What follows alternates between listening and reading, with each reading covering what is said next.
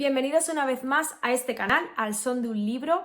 Hoy me gustaría traer un vídeo diferente al que tenía programado, pero 25 de septiembre es una fecha muy especial porque el 25 de septiembre de 1972 Alejandra Pizarnik decidió terminar con todo y abandonar la vida. Y me apetecía hablar un poquito sobre ella, rendirle en cierta medida una especie de pequeño homenaje, porque para mí ha sido uno de los mejores descubrimientos literarios de este año y yo diría que de mi vida en general. Aunque yo solo he leído su poesía, son poemas que leo y que releo y en los que seguiré inmersa seguramente durante mucho tiempo. Me quedan pendientes sus diarios, su prosa, pero aún así me gustaría hablaros un poquito sobre ella y leeros también algunos de los poemas que para mí son más especiales. Así que sin enrollarme más, allá voy.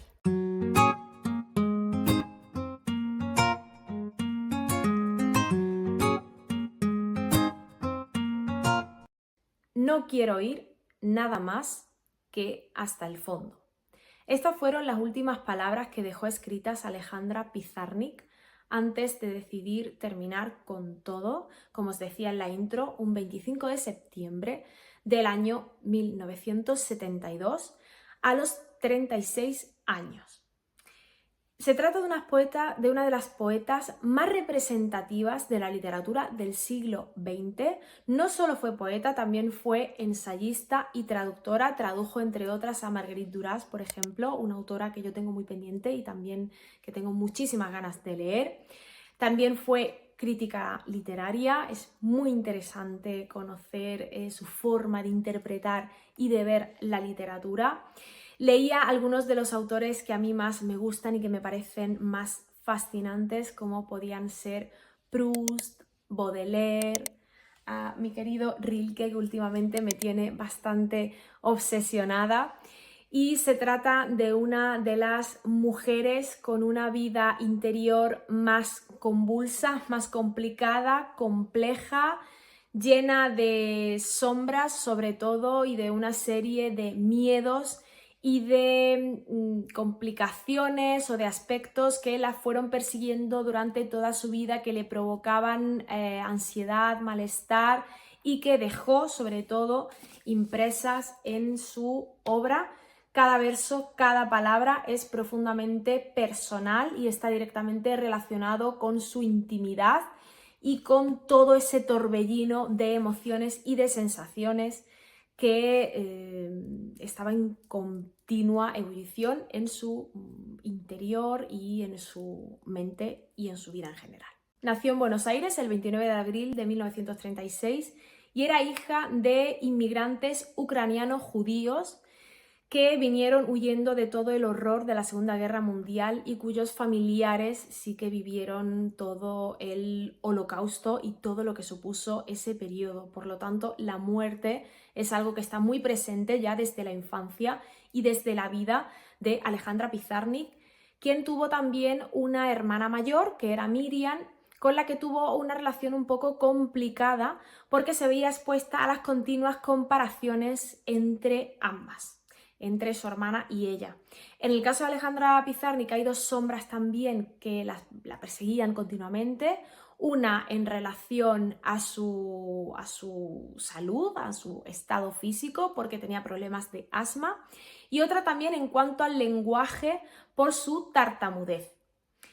Esto se va a ver también muy bien reflejado, todos estos problemas también que luego irán derivando en una serie de comportamientos agresivos con ella misma con respecto a su cuerpo y por adicciones a fármacos y demás.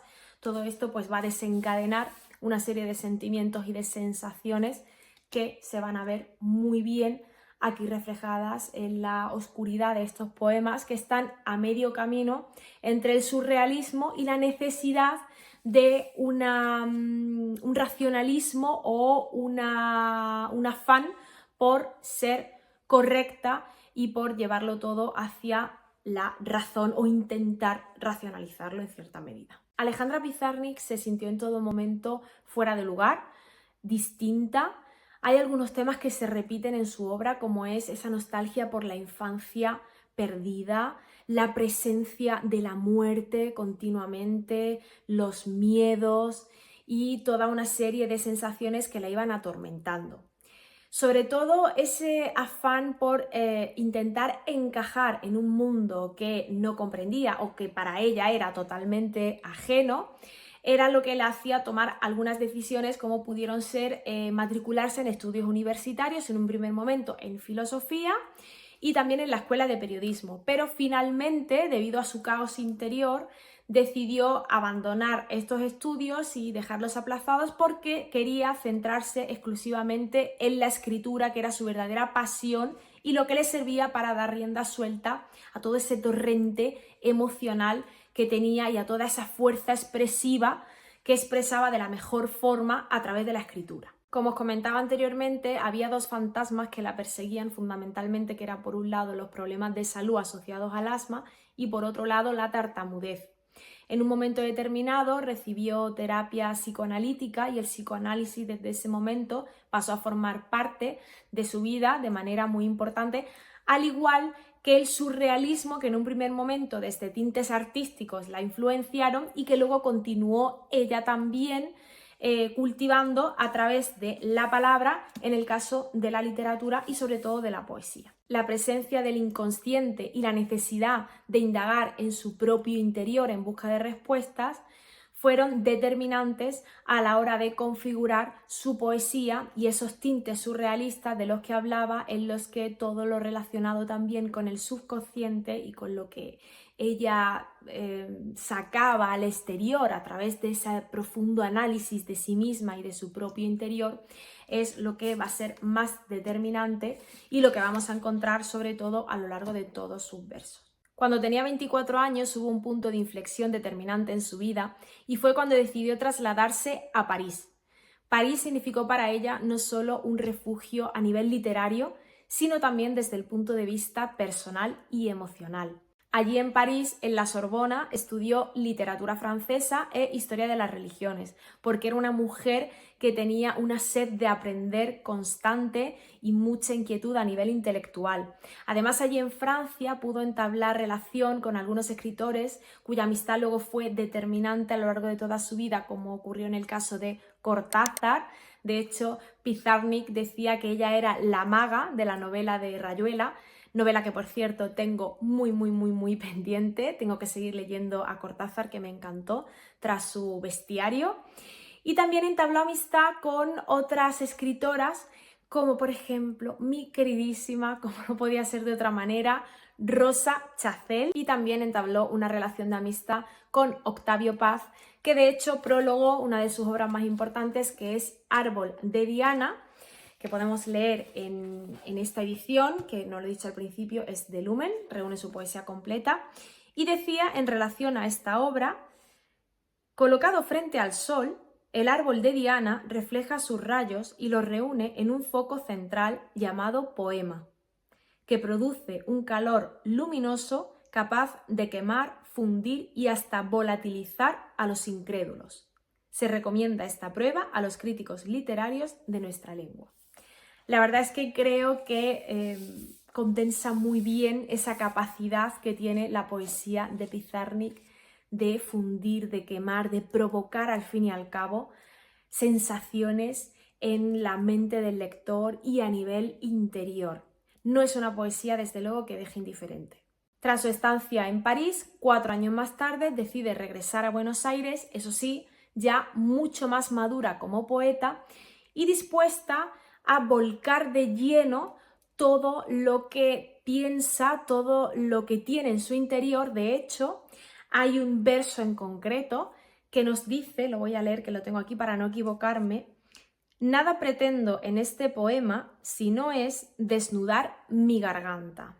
Y a eso es a lo que se dedicará próximamente después de esa estancia en París. Su poesía va a quedar impregnada sobre todo de toda una serie de metáforas y de símbolos y de espacios para intentar incitar la reflexión, tanto a nivel personal. Se nota que intentaba reflexionar a través de la palabra y a través de todo lo que escribía, como por lo tanto esa facilidad que tiene también para transmitir ese diálogo o esa posibilidad de reflexionar a través de la palabra, pero lanzándolo al lector y para que el lector también pueda experimentar esto mismo.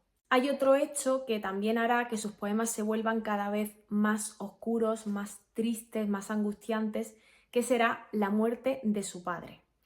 Tanto en su obra poética como en sus diarios, se va a notar mucho más ese pesimismo y esa presencia continua de la muerte que la hace acercarse cada vez más a un abismo que está directamente relacionado con su idea de la muerte para ella misma, con su propia muerte. De hecho, hay un momento en el que dice, y cito textualmente, «La muerte de mi padre hizo mi muerte más real». Por lo tanto, a partir del año 67, que fue cuando murió su padre, y al final de los años 60, sus crisis depresivas se agudizan, su tristeza se vuelve muchísimo más acusada y eso se va viendo también en su obra. Como os digo, esto es un repaso muy breve porque yo además necesito seguir adentrándome en su obra, aunque ya he ido chapoteando por las aguas de su poesía y sí que se va viendo también esa evolución en su obra poética.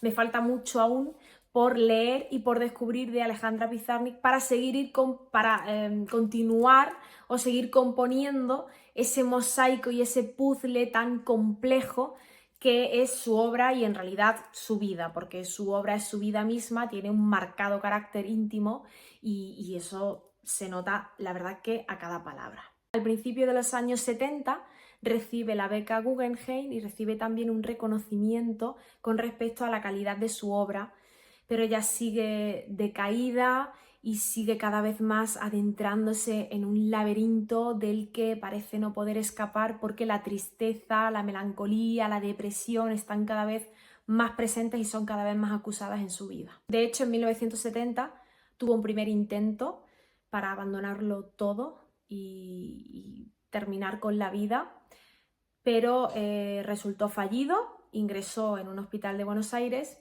pero la situación no fue mejorando con el paso del tiempo y finalmente en el año 1972, como os decía al principio, se produjo el hecho que pondría fin a todo. Hay unas palabras de su amigo Julio Cortázar que son determinantes y que ilustran muy bien cómo estaba pasando esos últimos años de su vida y el calvario que estaba sufriendo Alejandra Pizarnik. Julio Cortázar le decía en su última carta, bueno, más que decía, suplicaba, podríamos decir, era una especie de súplica, de petición desesperada. Le decía: «No te quiero así, yo te quiero viva, burra, y date cuenta que te estoy hablando del lenguaje mismo del cariño y la confianza. Y todo eso, carajo, está del lado de la vida y no de la muerte». Ahora voy a pasar a leer algunos poemas que he seleccionado, que he escogido para terminar este brevísimo repaso por la vida de Alejandra Pizarnik y sobre todo por su obra poética, que es la que a mí me tiene más fascinada y que me hace seguir queriendo sumergirme en todo su mundo y seguir leyéndola.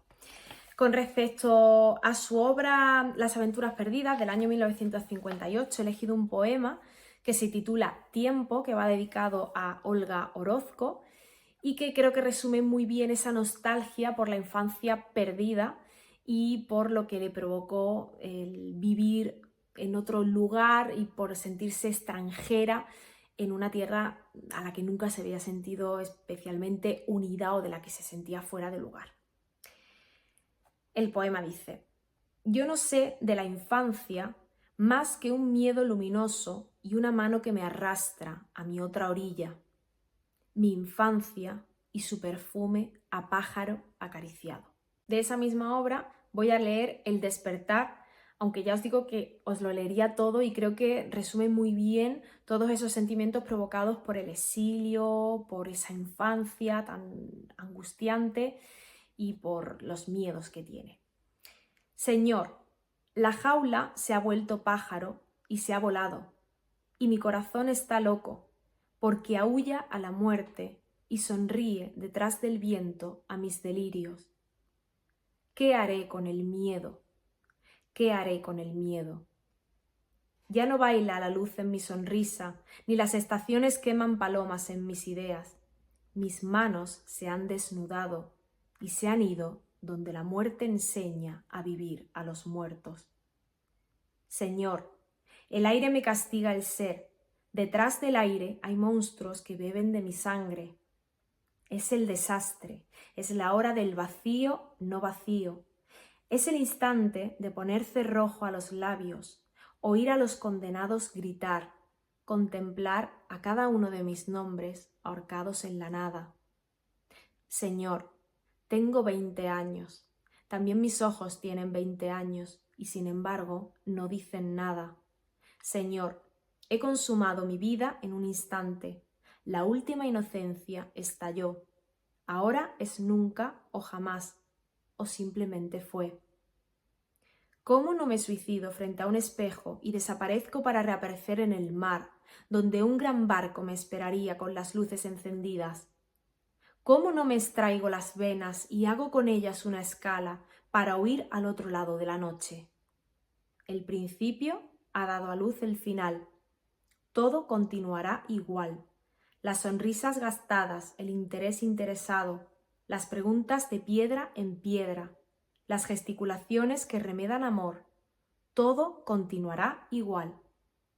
Pero mis brazos insisten en abrazar al mundo, porque aún no les enseñaron que ya es demasiado tarde. Señor, arroja los féretros de mi sangre. Recuerdo mi niñez, cuando yo era una anciana. Las flores morían en mis manos, porque la danza salvaje de la alegría les destruía el corazón. Recuerdo las negras mañanas de sol, cuando era niña, es decir, ayer, es decir, hace siglos. Señor, la jaula se ha vuelto pájaro y ha devorado mis esperanzas. Señor, la jaula se ha vuelto pájaro. ¿Qué haré con el miedo? En su obra Árbol de Diana todos los poemas son bastante breves, algunos tan solo un par de versos. Yo he elegido el número 14, el poema que no digo, el que no merezco. Miedo de ser dos, camino del espejo. Alguien en mí dormido me come y me bebe. Ella misma y sus propios fantasmas la atosigaban de tal manera que la verdad es que lo único que le quedaba era la poesía para poder sacar fuera todo eso que sentía.